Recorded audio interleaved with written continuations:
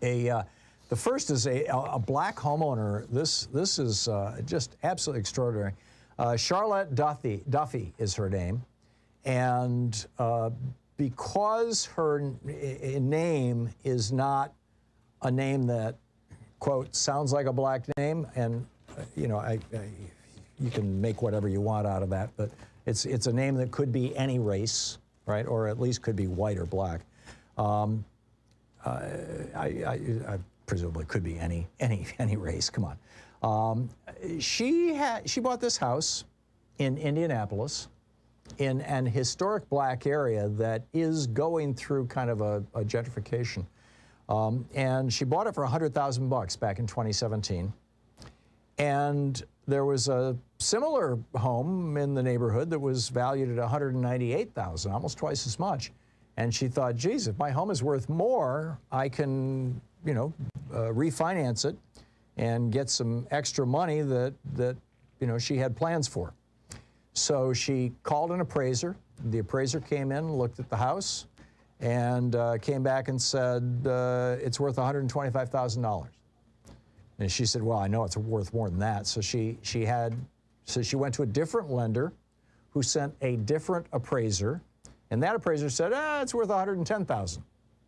Now keep in mind, this is a house that she bought for $100,000 in 2017, but housing values are going up rapidly in this neighborhood.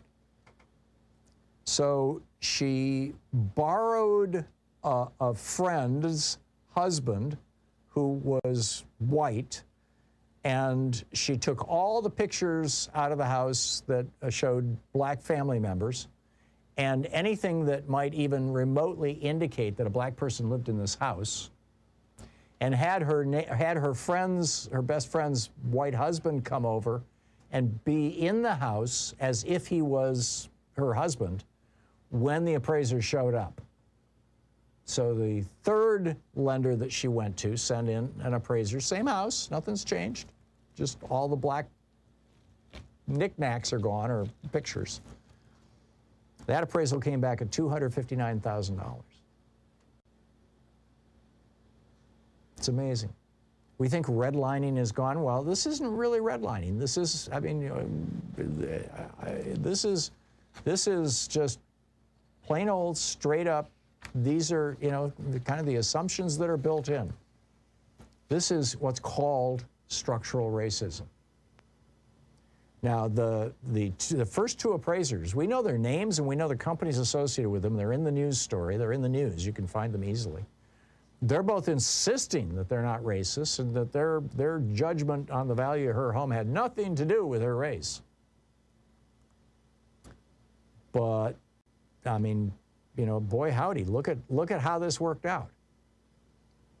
And I am guessing that sort of like, you know, the cell phones people have are now starting to show us in a big way how police treat black people, that we're going to start seeing, if you want to call this a sting operation, or however you want to define it or explain it, we're going to start seeing more and more of these kind of things happening in the United States. I think that'll be a good thing. We need to start flushing the racism out of all of our systems.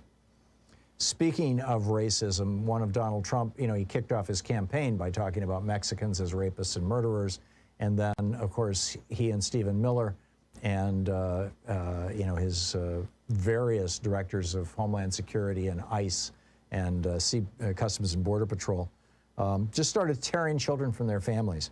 Well, NBC News is reporting that they've located an additional 54 parents, the parents for an additional 54 children, just in the last month. This is great news.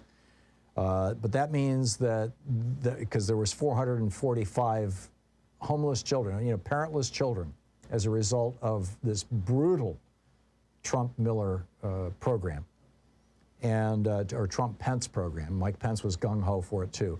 We're down to 391 children now for whom we have no idea where their parents are.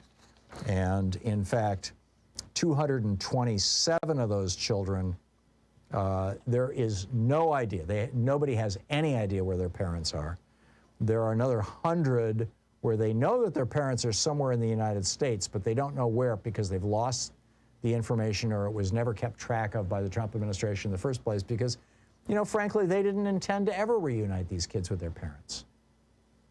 This was just, you know, gleeful torture of brown children by racists like Donald Trump, Mike Pence, and Stephen Miller. For 14 of these kids, I mean, they know that their parents are in the United States. They have literally no contact information whatsoever. But again, 227 children out of the 391 for whom we just don't even have a clue. There's a whole bunch of pro bono lawyers, lawyers who are working for free, looking for these parents all over the country. If you know of any, let them know. It's fairly easy to track down the lawyers who are doing this. You can just plug it into DuckDuckGo, into the search machine.